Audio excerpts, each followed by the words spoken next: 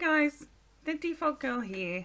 I thought I would get on camera for the first time and explain to you why I'm so inconsistent with uploading and also with streaming, because I often say I'm going to do something and then I won't do it, or it just takes me a little bit longer to accomplish. So about 5 years ago, I was diagnosed with rapid cycling bipolar.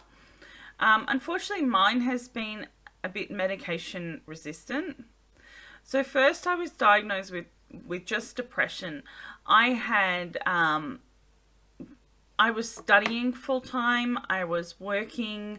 I was in a relationship, but as the depression got worse, lost I lost all my friends because I basically stopped talking to them.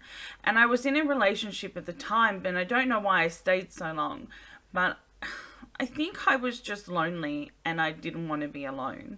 So I stayed there longer than I probably should have. I also lost my job because I stopped wanting to go to work and I took too many sick days, and basically I just stopped getting called to come into work. I was also studying full time. I was studying a Bachelor of Nutritional Medicine. And I was really enjoying it. But I developed kind of like an agoraphobia along with anxiety, and I was too scared to leave my house. I was physically ill every time I needed to drive. So everything just got worse and worse, and that sort of it was all hand in hand and led to the loss of friendships and relationship and just my lifestyle in general. And I just became a total hermit. So I was taken to a psychiatrist where at first he thought, well, let's see if it's depression, and he put me on antidepressants. Now, I don't know if you're aware, but sometimes with bipolar people, placing them on a antidepressant can send them into either mania or into psychosis. And I went completely nuts. I didn't sleep. I was fidgety. My anxiety went through the roof. I thought people were plotting against me. I thought everything was against me. I thought I could see people talking about me. I just became very paranoid. So when I went back to the psychiatrist, he's like, okay, well, let's try you on something on for bipolar. That sort of confirmed to him that I may be bipolar. So he put me on lithium, which I think is a pretty baseline first try drug. So I think lithium and valproate are the first try drugs. So it's been about 5 years now, and I have had so many medication changes, dosage adjustments, and nothing seems to quite work. I'm not as bad as I was, and my depressions don't last as long as they used to, and I certainly don't hit the high mania that a lot of there were two types of bipolar. There's bipolar 1, which reach these crazy high manias where they're sort of it's really common for their what's the word?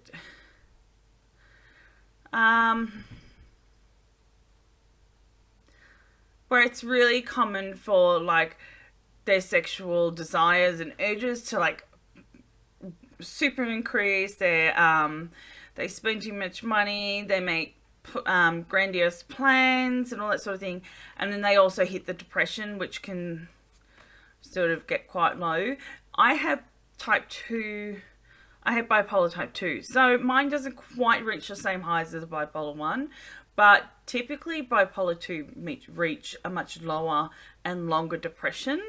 So not that I'm taking away from anyone else's experience with depression. That's just a textbook example of what the differences are.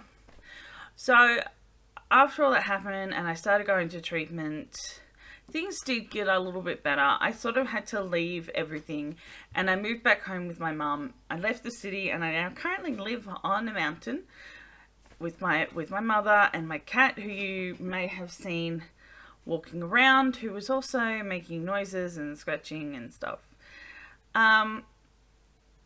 So it's basically where I'm at now. That's sort of what I do. I was running a art gallery with my mother, selling my grandfather's artwork.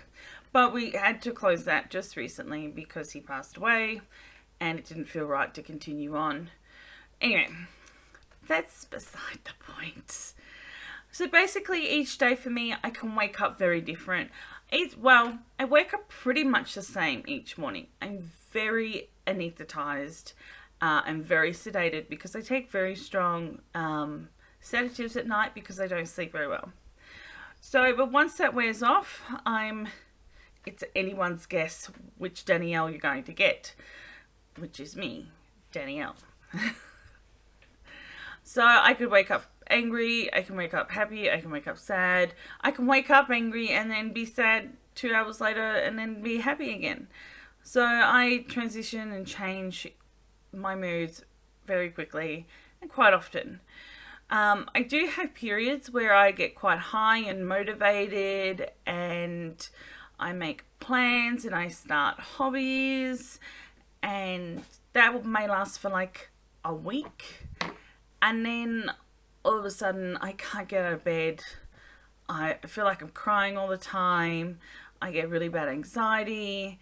And I just have no motivation at all. And sometimes I just wish I could cease existing. So,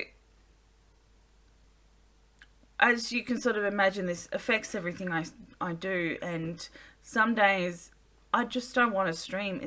I'm too tired, or you're going to hear it in my voice how much I don't want to be there, and I'm not going to enjoy the process. Generally, I really enjoy streaming for you guys, and I really enjoy editing videos and putting them up for you. But I hope you can understand that sometimes it gets really tough. But I think that's about all I have to say on it. I'm pretty open about my experience with mental health issues. If you ever have questions or you want to talk about it, then I'm always open to talking. So thanks for watching. You can like, comment or subscribe. I don't mind, but I hope you enjoyed this little FaceTime we've had. I don't know how often I'm going to do it or if I'm even going to upload this, but it was worth a try anyway. So stay tuned and I hope to see you around. Bye. Hi guys, thanks for watching. I hope you enjoyed something a little bit different. This is the first time I have ever actually been recorded on camera, so I was really nervous and it was kind of a little bit of a big deal to me because I didn't think I ever really wanted to show my face. But if this is something you like, or if this is a discussion you would like to have, then let me know. But once again, thanks for watching, and I will speak to you guys soon. Bye.